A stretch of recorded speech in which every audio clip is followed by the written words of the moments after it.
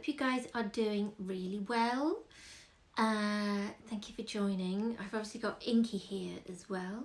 I'm going to wait a few minutes for some of you to come and join in.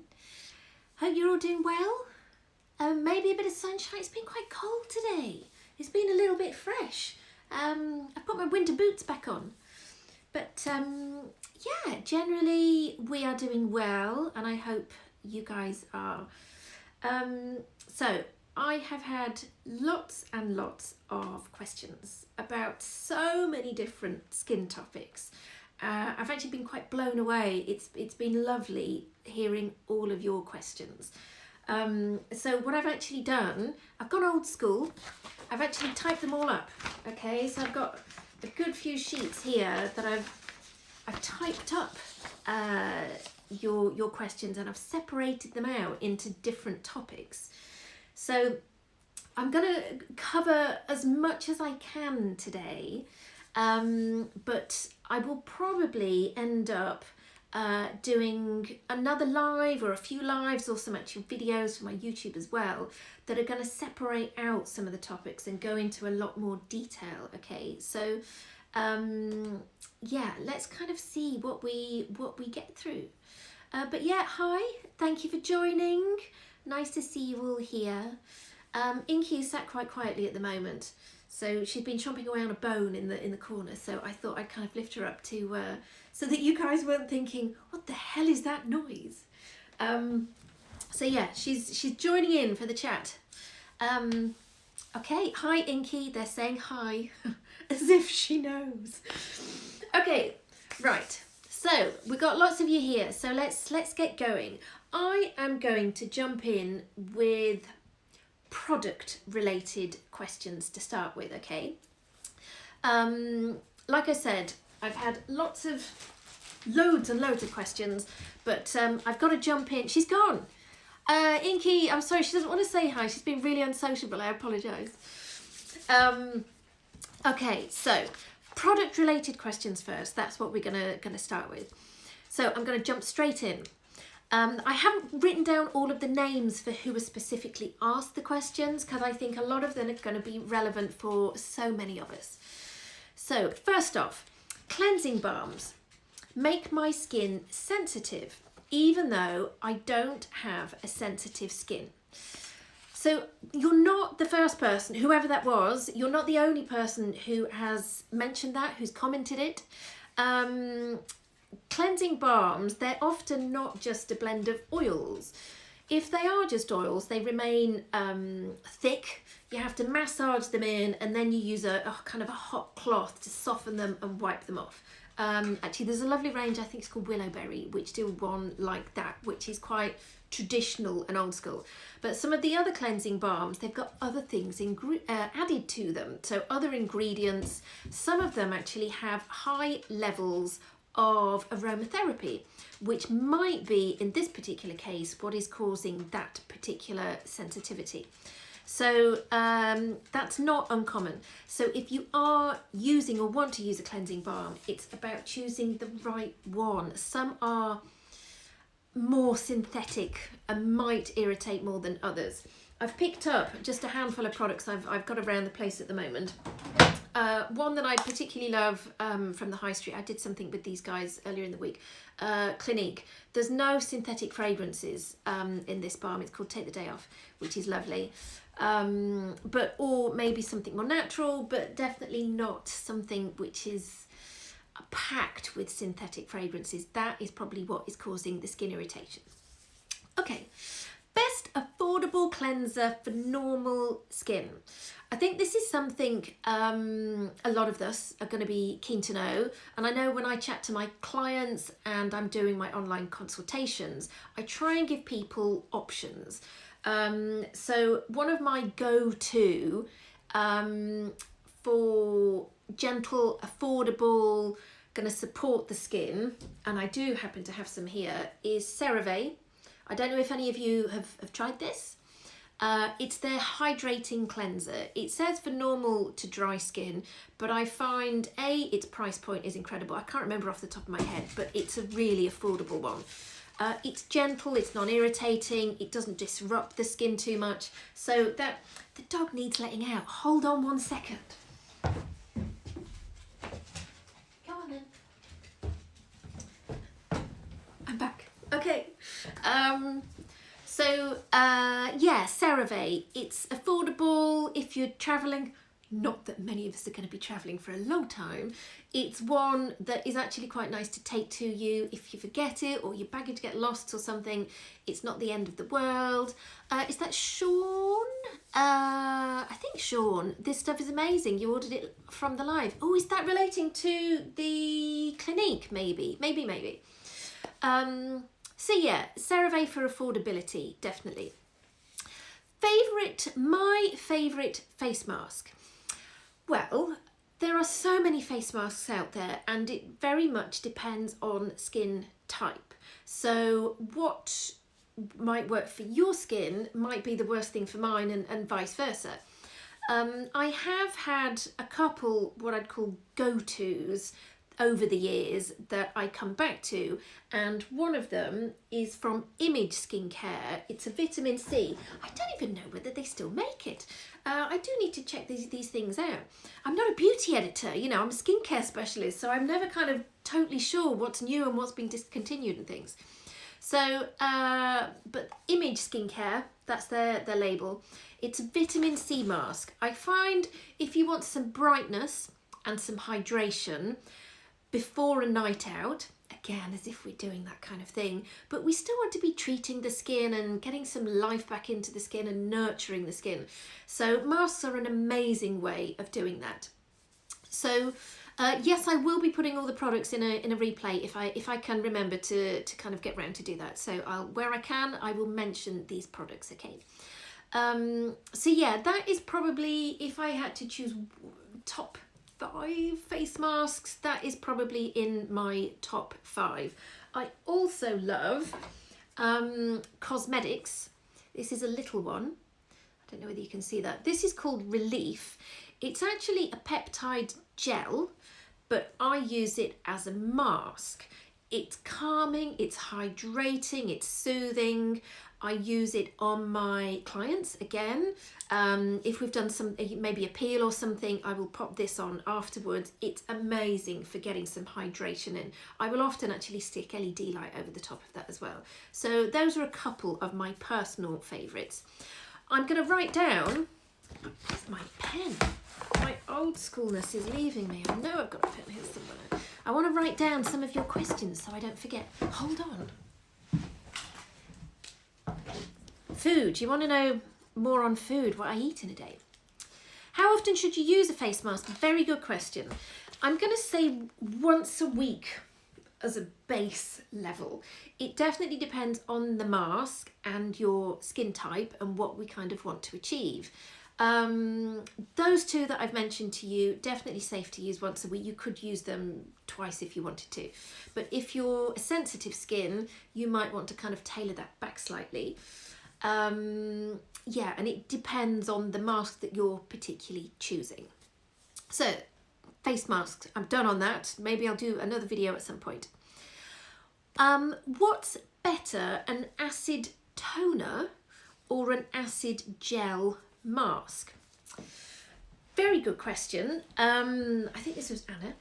I like both. And I find they both have different strengths and maybe different acids and blends, and obviously every time we need to think about what we want it to do for your skin. What are the benefits to you? So acid toners, they are often, they can be quite feisty for some skin, but you'll put them on a cotton pad and you'll wipe them over. So that type of acid toner you could use, let's say, 2 or 3 times a week in the evening to freshen up, to brighten up the skin.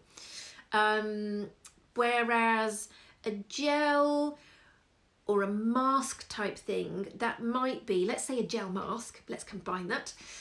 You might want to do that just once a week as a little bit of a skin perk up. So you could potentially combine both of them. You can also get gels, as in what I'd call on the spot treatments, that might be good for you know, if you've got something come up. So then I would be putting those on in the evening, every evening, until you're kind of finding things are calming down. So I do like both of them. Again, I ran upstairs earlier because I wanted to just show a few of them that I've currently got, and also to explain the different strengths that you can kind of use as well. So I'm going to start off with something really, really mega mild and gentle. Bare Minerals, this little chap. It's called Poreless. It is an exfoliating essence. It's also got prebiotics in, which is really lovely. So this is one of the gentlest I've probably come across on the high street. I don't find personally that I get a tingle with that. So if you've got a younger skin or a really sensitive skin, that might be a nice one to maybe have a play with. I don't know. Then I've picked up Ole Henriksen, this little chap. It's called Glow to Dark Spot Toner. Glow to O. I can't pronounce. I'm not reading the words right. But that is it says it's a high potency AHA. Yeah, it gives a bit of a vibrance, and it does that exfoliation. And another one similar to this, which is a Ren product, is called Ready Steady Glow. They do like these kind of funky names, the skincare brands, don't they? The high street brands do. So that little chap there, nice blend of lactic acid. Lactic is, if I had a favourite acid, lactic is probably one of them. And other things, it's got willow bark, which might be salicylic acid. I'm not totally sure. I don't think it might be a similar, but salicylic is derived from aspirin. So if you've got an issue with aspirin, don't use salicylic acids. But so I'll come back to my question. I might go around the houses slightly with how I answer these today, but there's definitely a place for an acid toner and an AHA acid kind of mask and gel as well. Best face wash for oily and dull skin. Oh, Sophie, you've just ordered the Ren. Well done. I'd love to know how you get on with it. Face washes for oily and dull skin. So my passion is definitely the professional clean brands. And I know if someone is struggling with oiliness, we've got some skin problems, maybe some inflammation, and the skin's just really out of whack. I have found if we can get you off the majority of the high street and into some clean professional brands, that's where we really start to see some skin changes. So I've two of my favourite washes, three actually, I've lied. I've only got one of them with me. Cosmetics, that's the pack, you can see it says professional use only. Benefit Clean. It's a brilliant, gentle wash. It doesn't disrupt the skin surface, but it thoroughly cleanses without stripping. Another very similar is from a range called Osmosis. And then another one, which I absolutely love, I know it's not all about the experience, but it's got a really nice silky texture to it while you're using it, is IS Clinical. So those three are probably my current go-tos for skin that is oily, maybe acne prone, a little bit sensitive, just what I'd call out of whack skin. We need to take some certain ingredients out and go really quite specialised, I'm going to say, with your home care. Okay. What age should I start using a serum? Really good question. I have a number of teen clients who will already be using a serum, but that is often because they have some skin problems. They might be experiencing mild acne or severe acne. So that is often where I find a younger skin actually starts using serums sooner than others. Whereas if you've got what I'd call a slightly more normal skin, not that there is a kind of normal skin, but a skin that's not kind of throwing out spots regularly and isn't oversensitized, often it's not until you probably get into your 20s that you might then go, ooh, let's have a play with some serums. Let's kind of have a go with that type of thing. So it's very skin dependent. as to whether you may or may not be adding in serums.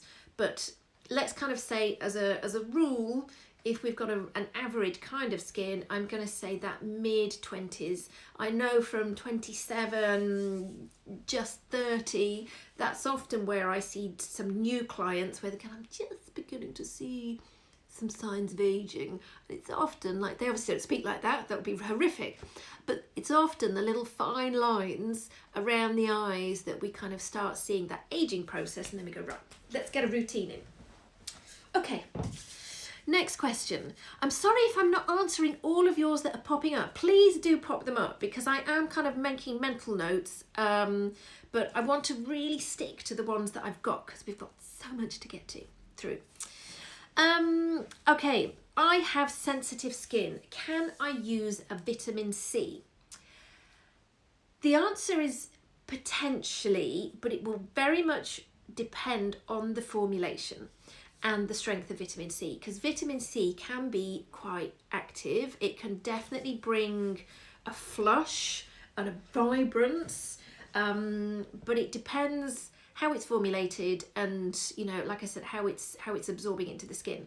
If you're sensitive, it might not be the first ingredient that we really want to get into your skincare routine. We might be building up to getting a vitamin C in, but actually maybe we need to be doing some more anti-redness, some skin restoring before we step into those kind of products, okay? I think vitamin Bs are great for sensitive skins, and even some really low level retinols, but kind of quite specialised. That's where I'd be swaying towards the more treatment range products than just a high street that's just had retinol shoved in it. So I'm not saying no to a sensitive skin with vitamin C, but we probably need to look at other ingredients to target the sensitivity rather than maybe stimulating the sensitivity to start with, okay?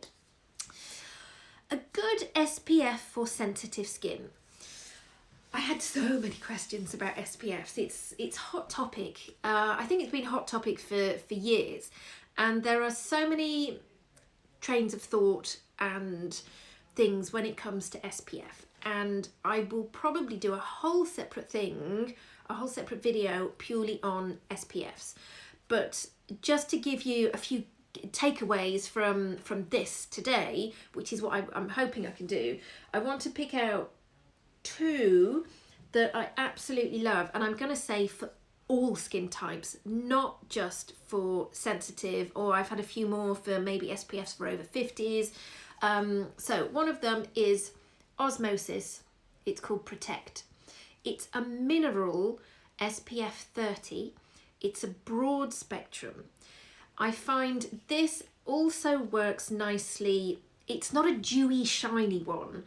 It's got a tiny bit of matte to its finish. So that's where I'm going to say it also works really quite nicely as a little bit of a primer type of product as well. But SPF 30 as a mineral is absolutely adequate.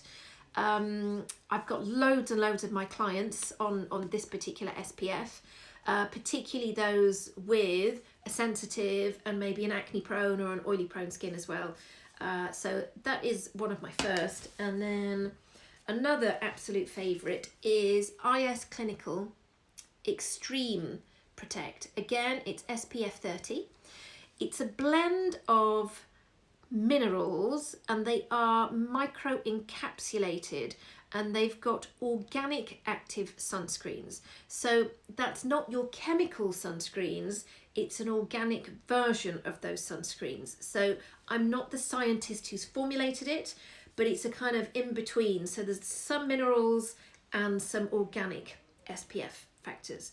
Again, we'll do a totally separate one on SPFs. 30 again is adequate. I find this is what I'm currently using at the moment. I like a nice dewy, hydrated, skin's feeling plump and all that kind of business. So those are my two go-tos for, to be honest, all skin types. Okay, can I apply eye cream morning and night? You could if you want to. My personal, I've just had a question. Do they come up a horrid white cast, those SPFs? No, that's why I particularly love those two. I know SPFs, particularly the mineral ones, they've got a huge history of you look like you're about to swim the channel because it's come up, you know, it's really hard to rub in, or it gives you that white chalkiness. So neither of those do that, okay? Eye products, morning and night. You could. My preference is to put your eye creams on in the day. I'm sure I've mentioned this previously on maybe other videos. I like to hydrate the area during the day. I personally get mega crepey around my eyes. It's just hereditary. I've had a history in the sun and all of that kind of business. But I want to hydrate that area during the day so that if I am putting concealers on, that it's going to sit nicer. I find if you put heavy eye products on at night time, you're more likely to wake up with puffy eyes. While we're sleeping, blood flow has reduced. We're kind of, you know, we're not breathing quite so heavily. We're not blinking. So we haven't kind of got all of those things going on during the day to help disperse that product. So if you are prone to puffy eyes, then definitely stick to your eye products in the day, not the evening.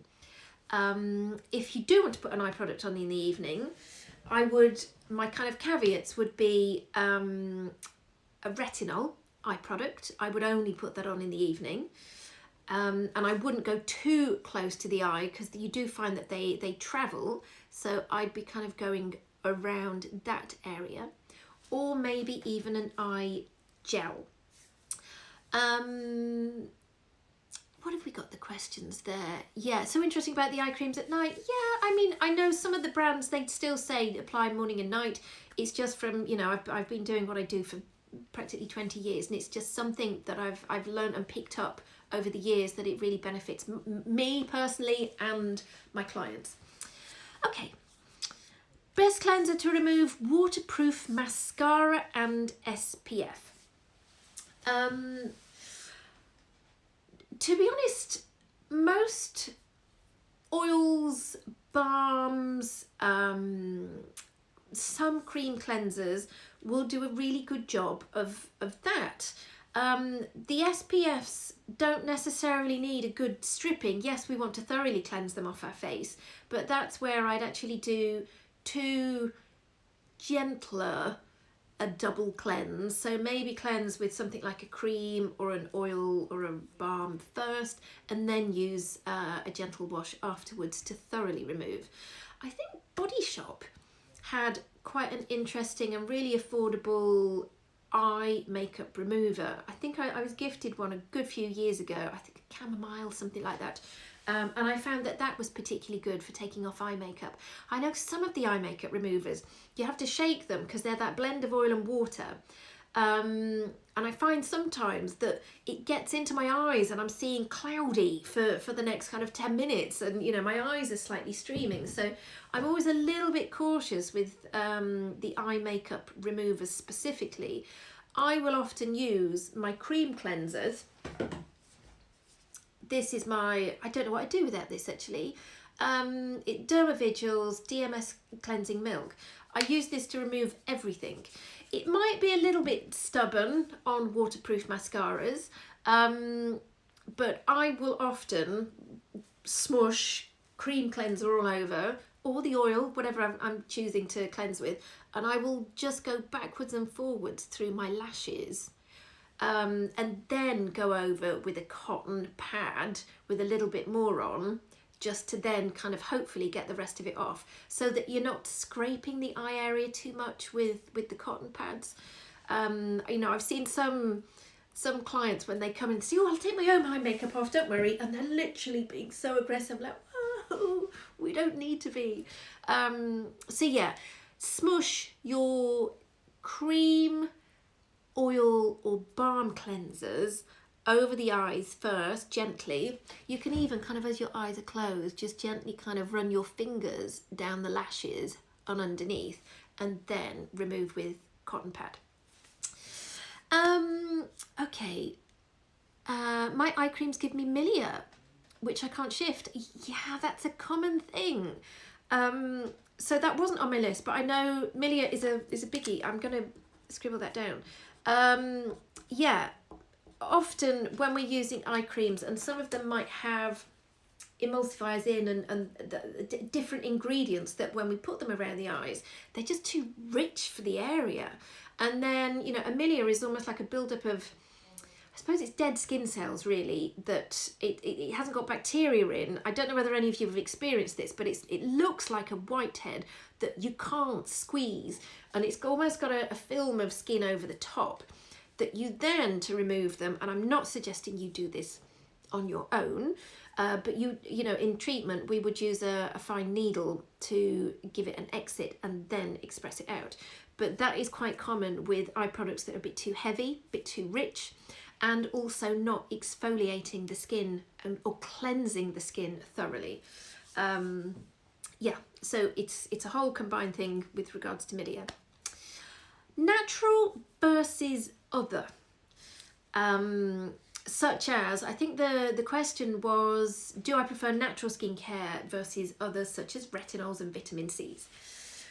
Oh, this is a minefield. And I think I did answer some of this in my last, or one of my last YouTube videos, busting skincare myths.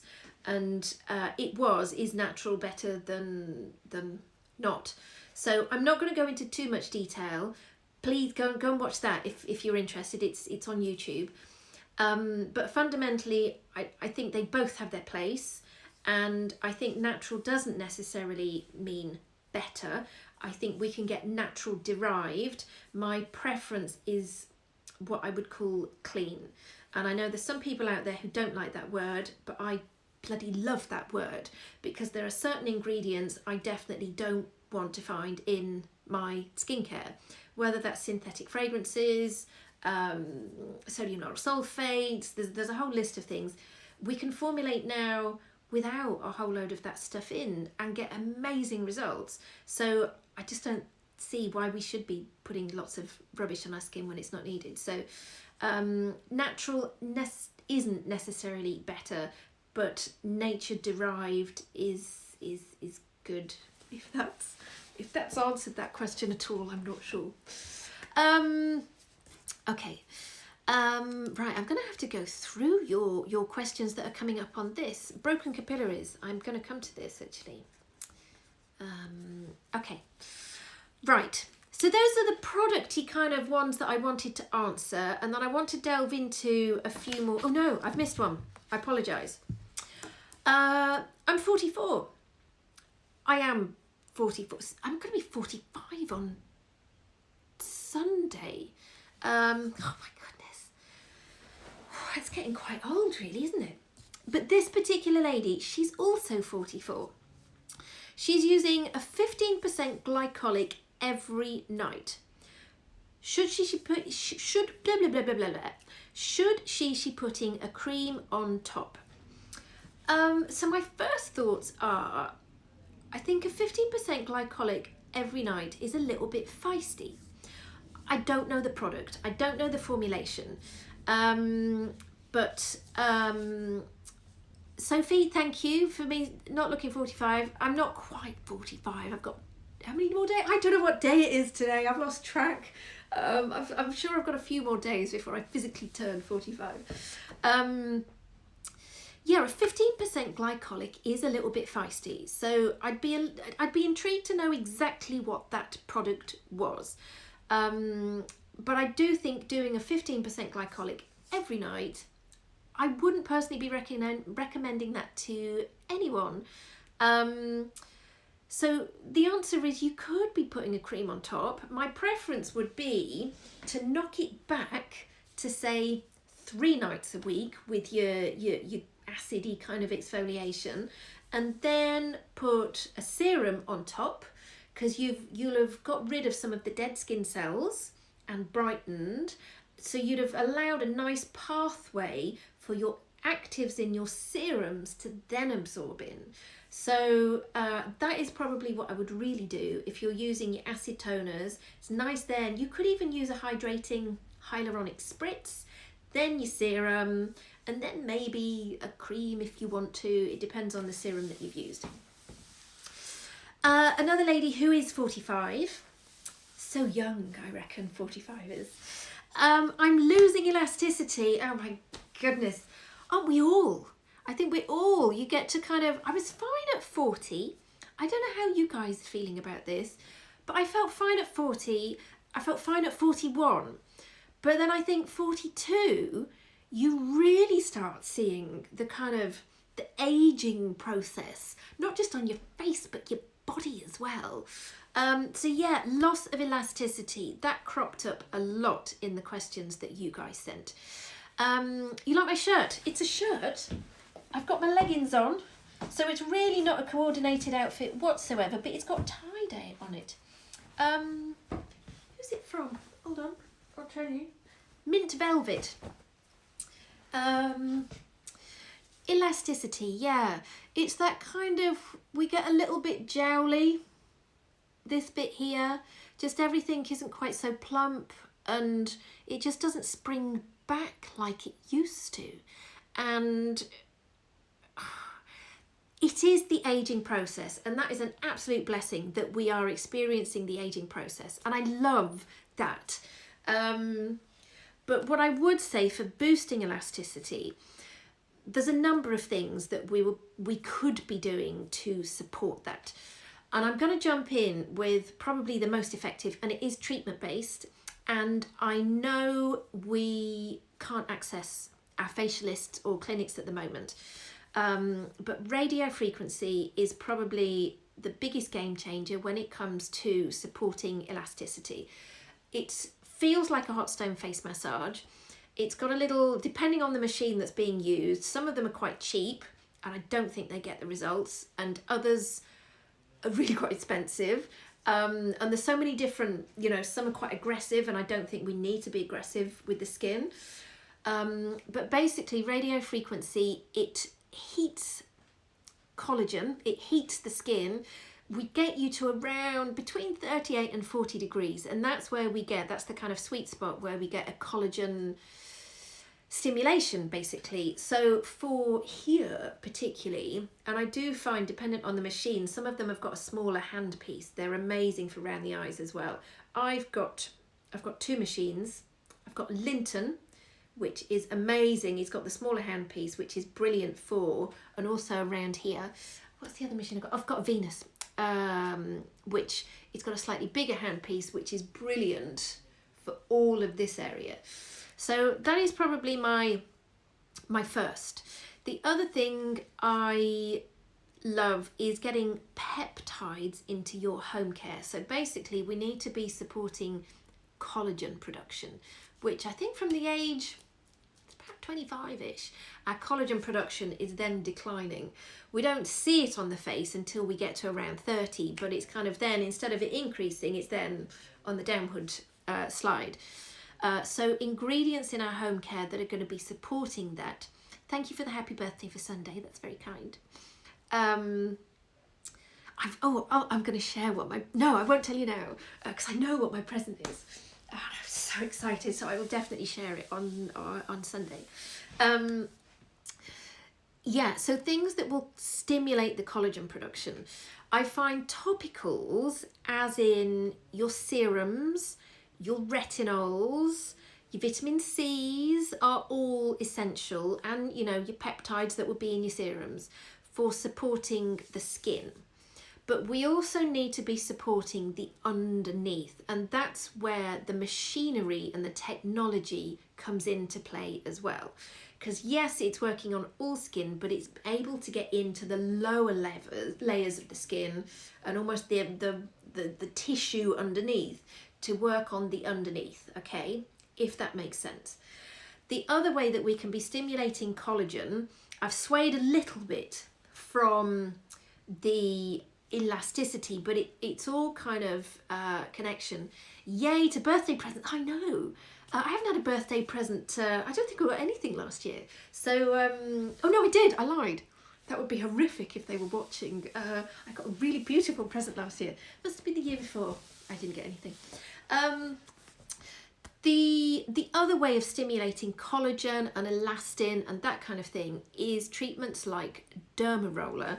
I'm gonna show you mine. I don't know whether you can see. Is it gonna focus up here? This wants to focus on my face. But this one has got 1 ml needles on it, which you definitely can't use at home. It's more of a professional, but those kind of things that you can use at home. I know you're going to ask me, oh, where do I get them from? I'm struggling to find, being totally honest, a really good supplier for at-home Derma Rollers. For at home, you're probably looking at a 0.2 to a 0.5. But basically that is then, again, working on the collagen and the elastin in the surface.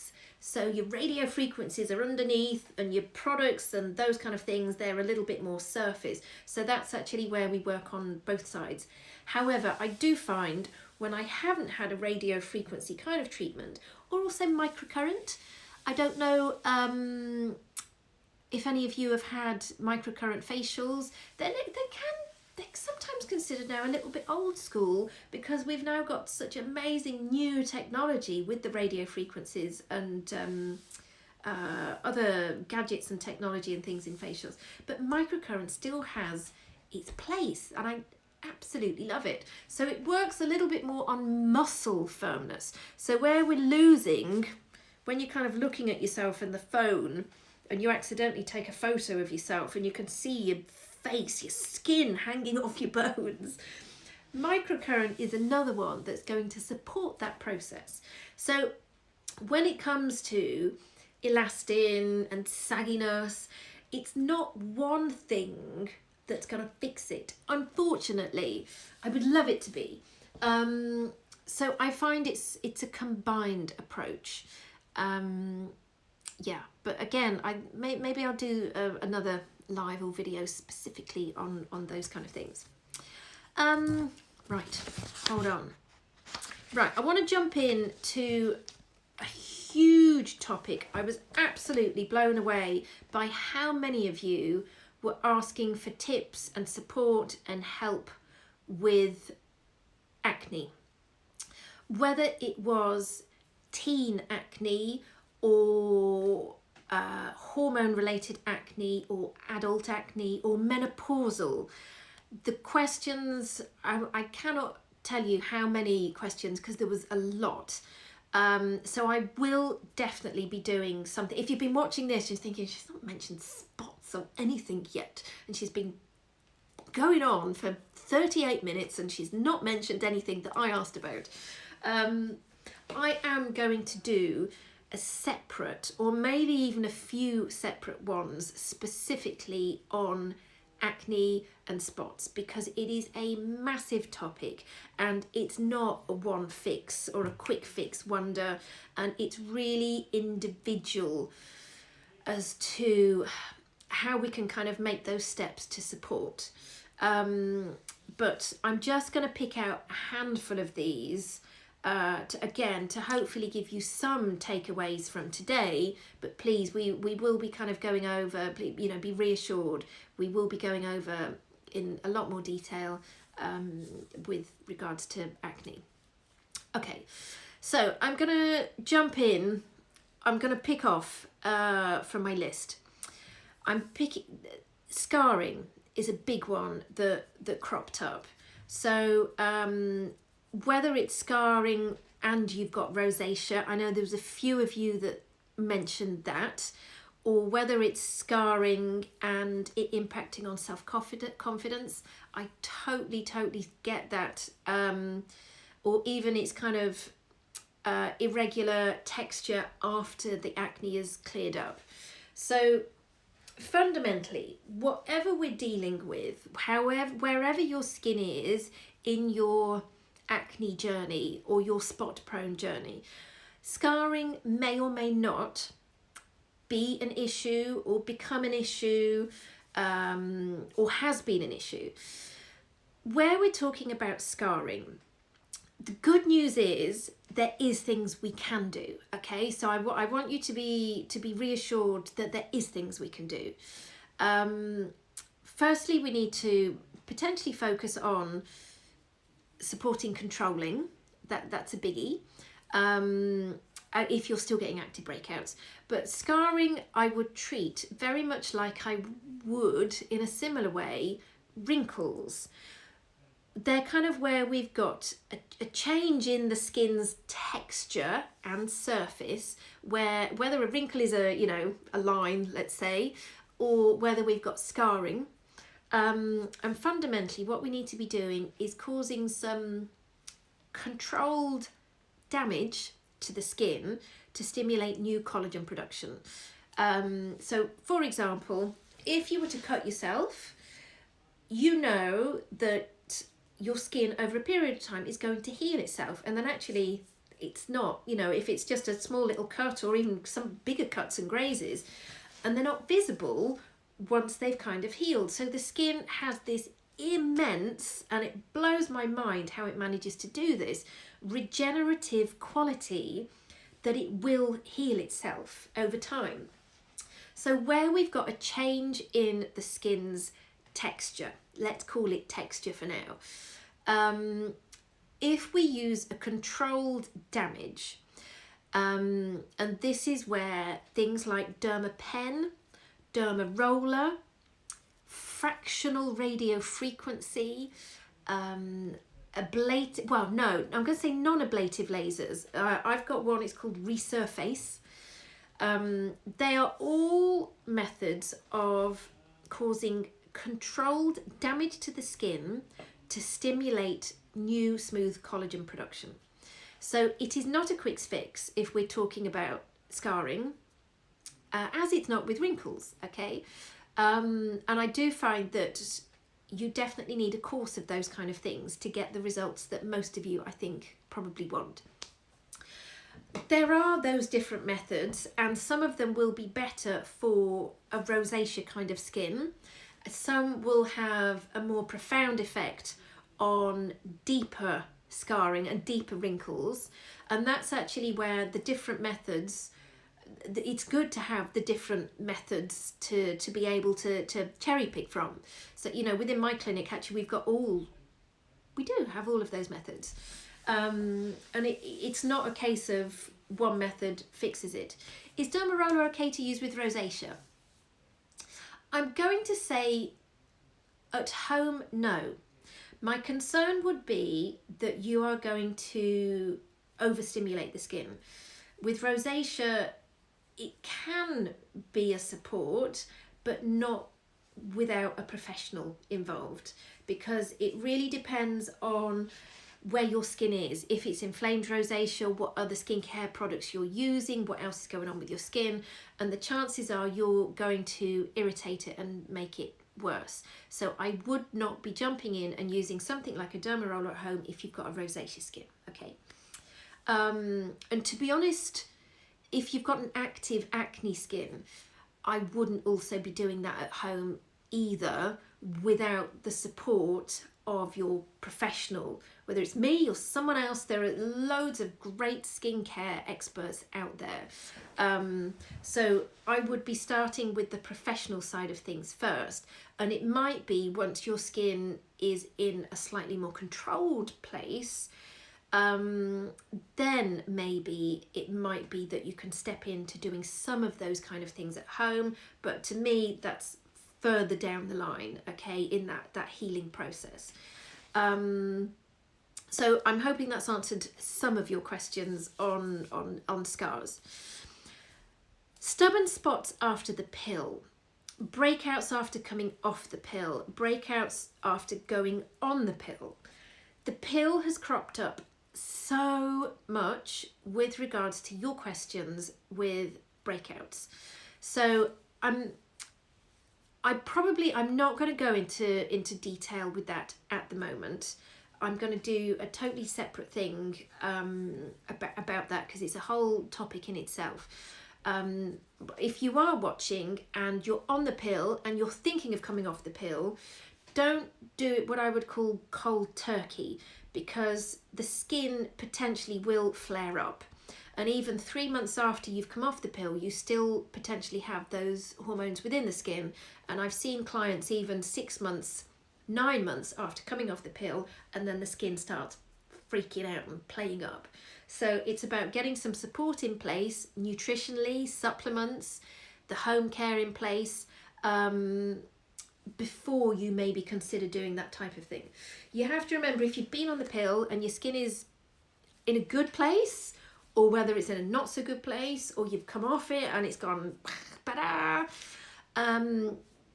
the pill is synthetic hormones, and it will be having an impact on the skin. The skin is so closely connected to hormones, so it's a whole thing to kind of maybe unpick that type of thing. Pigmentation, and I know I've just got is it Marina Ocean, cool name. Hyperpigmentation. Can you start using alpha blah blah blah blah after hydroquinone? So pigment is another one that cropped up. Melasma, pigment, there's loads and loads of questions. Again, I'm going to do a whole separate on that topic. Firstly, if it's, let's call it sun damage, pigment, splodges. One of the best treatments I love for it is actually IPL. It's great for pigment. We need to make sure that you haven't got a tan on your skin at the time of treating. So we need almost, if you've been in the sun and you're really aware or conscious of your pigment and you decide you want to do something about it, we need at least 4 weeks of you not being in the sun to be able to treat you, okay? And then it's potentially a course of, but you can get some really brilliant results with IPL. There are also some lasers that will do that as well. Hydroquinone is another topic on its own. I would highly recommend, if you have been on hydroquinone for pigment, to definitely be getting some other pigment holding ingredients in. I've seen it a gazillion times that someone will use something like that, they stop using it, and the pigment will bounce back worse than it was before. So I would edge off the hydroquinone. It's not an ingredient I like or advise using, but hey, I know it's out there, particularly in America.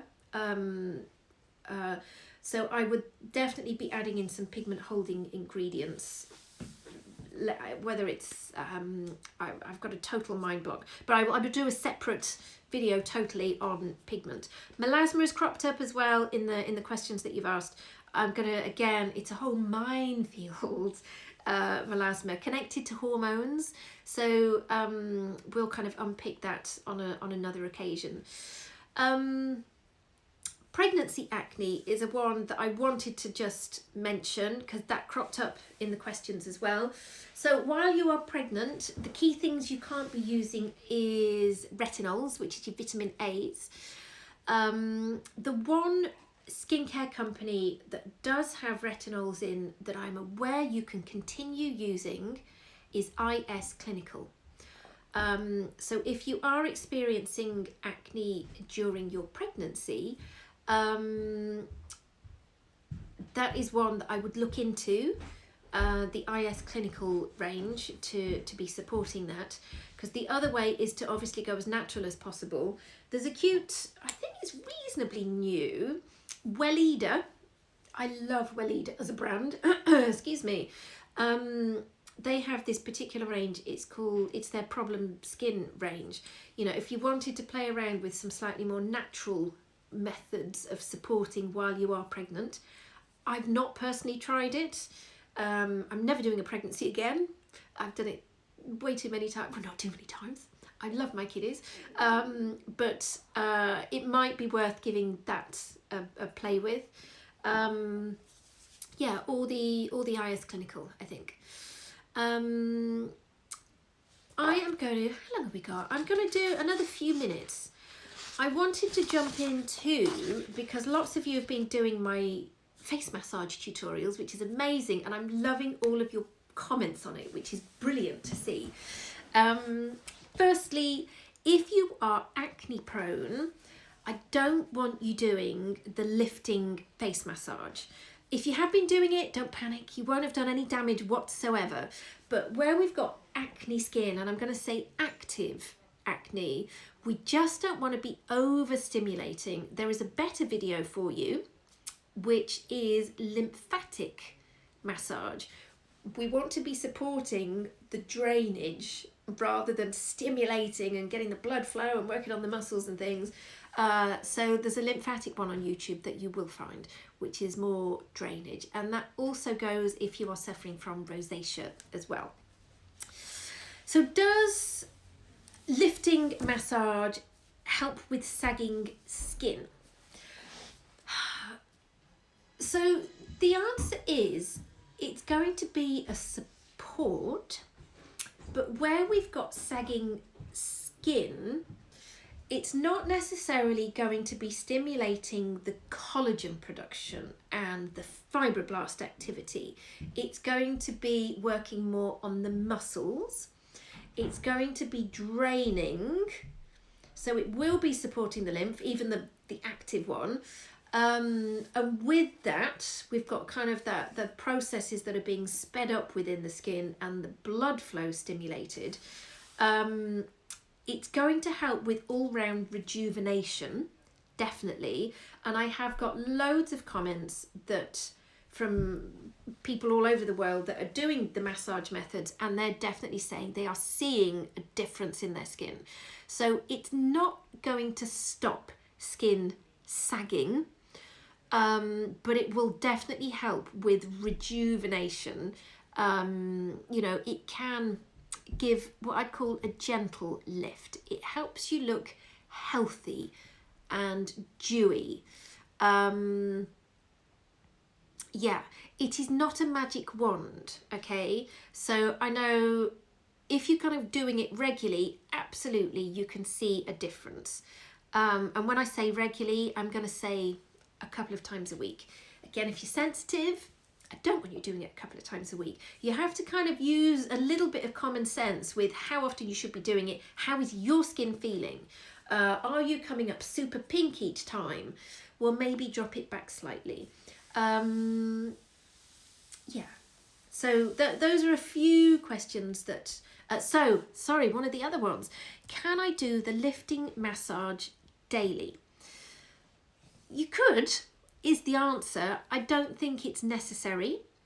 You can choose some of the moves to maybe use with your cleansing routine. That's, to be honest, that is how I often will fit it into my life.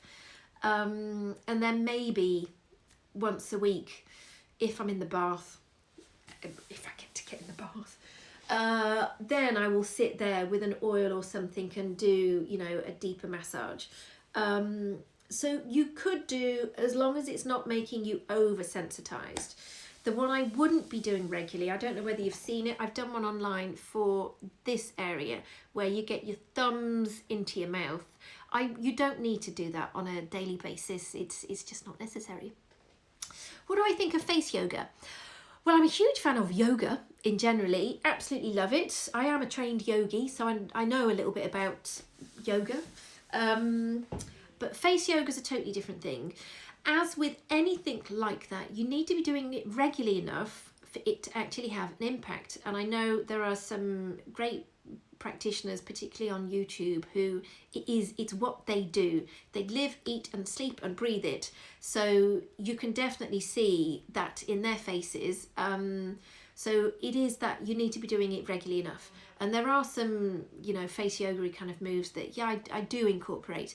But I'm being totally honest, I don't do it enough on my own face to see the difference, even though I absolutely love it. You know, we are working with muscles on the face and connective tissue. So wherever we are stimulating them in specific ways, it's like, I know you can do sit-ups in the wrong way, and instead of giving yourself a nice flat belly, that's the wrong thing. You don't want that from sit-ups. You can give yourself a little bit of a pop belly instead of a flat belly. Yeah, and it will be the same with the face muscles. You need to really kind of control how you're working around the face rather than just going willy-nilly. I'm going to leave it there. I feel like I've jabbered on for almost an hour. I could chat indefinitely. You know, there's so many questions of yours that I still haven't covered, but I hope I've given you some few takeaways from this, whether it's treatment related, type related, skin issue, or some of the home care products. I hope you've gleaned something from this. So please watch out. I'm not the best at keeping to schedules. I apologise. I'm juggling so many other things. I say, yeah, I'll do another video, and it's a month later and I still haven't got round to it. So it is on my list to do some more focus videos on more of these questions that you've asked. I could write a whole book, to be honest, another book on all of these questions that you've asked. So, you know, like I said, there will be definitely more to come. So watch this space. Thank you so much for joining in, for listening, for all of your questions. You know, I continue to be inspired by you guys, and yeah, so thank you so much for following along. Enjoy your evening. It's Thursday, so we do need to be going out and clapping for the NHS in a few hours, so let's not forget to do that. Take care, much love, and I will speak to you all soon. Okay, take care, bye.